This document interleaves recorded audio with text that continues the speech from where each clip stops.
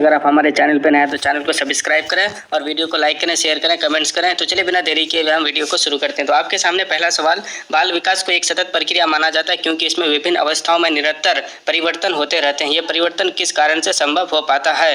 विकास कभी रुकता नहीं, केवल शिक्षा, केवल पर्यावरण, केवल बुद्धि। तो प्रश्न में दिया हुआ है विकास एक सतत प्रक्रिया माना जाता है क्योंकि इसमें विभिन्न अवस्था में निरंतर परिवर्तन होते रहता है। तो इसलिए इसका करेक्ट आंसर हो जाएगा ऑप्शन ए, विकास कभी रुकता नहीं।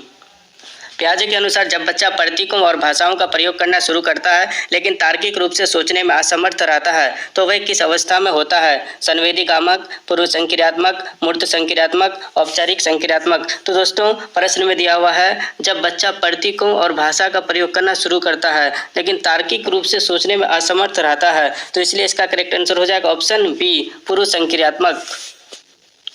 वाइगोत्स्की के सिद्धांत के अनुसार सीखने में भाषा एक महत्वपूर्ण भूमिका निभाती है क्योंकि यह किसका विकास करती है? केवल स्मृति, शारीरिक शक्ति, सोच और मानसिक प्रक्रियाएं, परीक्षा क्षमता। तो प्रश्न में दिया वाइगोत्स्की के सिद्धांत के अनुसार सीखने में भाषा एक महत्वपूर्ण भूमिका निभाती है, इसलिए इसका करेक्ट आंसर हो जाएगा ऑप्शन सी, सोच और मानसिक प्रक्रियाएं।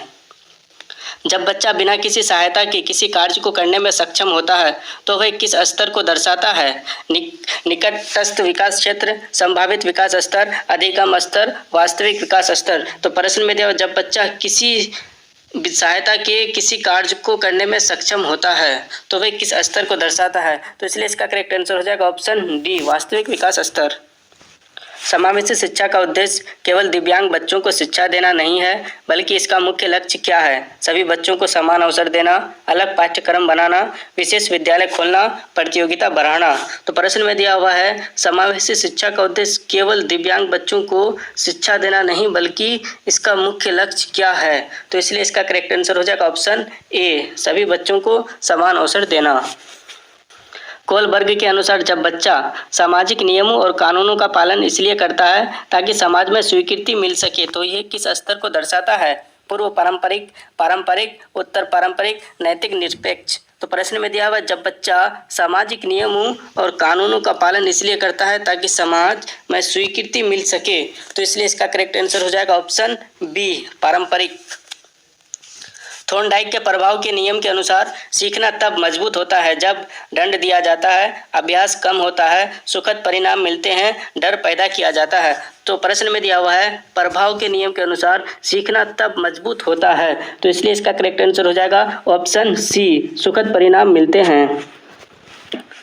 जब बच्चा अचानक समस्या का समाधान समझ लेता है बिना बार बार प्रयास किए तो इसे किस प्रकार का अधिगम कहा जाता है? अंतर्दृष्टि अधिगम, रटंत अधिगम, निरीक्षण अधिगम, परीक्षा त्रुटि अधिगम। तो प्रश्न में दिया हुआ है बच्चा अचानक समस्या का समाधान समझ लेता है और बिना बार बार प्रयास किए तो इसलिए इसका करेक्ट आंसर हो जाएगा ऑप्शन ए, अंतर्दृष्टि अधिगम, इनसाइट लर्निंग। गार्डनर के अनुसार स्वयं की भावनाओं को समझने और नियंत्रित करने की क्षमता किस बुद्धि से संबंधित है? अंतर्वैयक्तित्व, भाषाई, संगीतिक। तो प्रश्न में दिया हुआ है स्वयं की भावनाओं को समझने और नियंत्रित करने की क्षमता किस बुद्धि में होती है? तो प्रश्न में स्वयं की भावनाओं की बात हो रही है तो इसलिए इसका करेक्ट आंसर हो जाएगा ऑप्शन बी, अंतर्वैयक्तित्व, इंट्रापर्सनल। सीखने की तत्परता का अर्थ है कि बच्चा सीखने के लिए मानसिक और शारीरिक रूप से तैयार है। यह सबसे अधिक किस पर निर्भर करती है? उम्र, अभ्यास, परिपक्वता, दंड। तो प्रश्न में दिया हुआ है सीखने की तत्परता का अर्थ बच्चा सीखने के लिए मानसिक और शारीरिक रूप से तैयार है तो इसलिए इसका करेक्ट आंसर हो जाएगा ऑप्शन सी, परिपक्व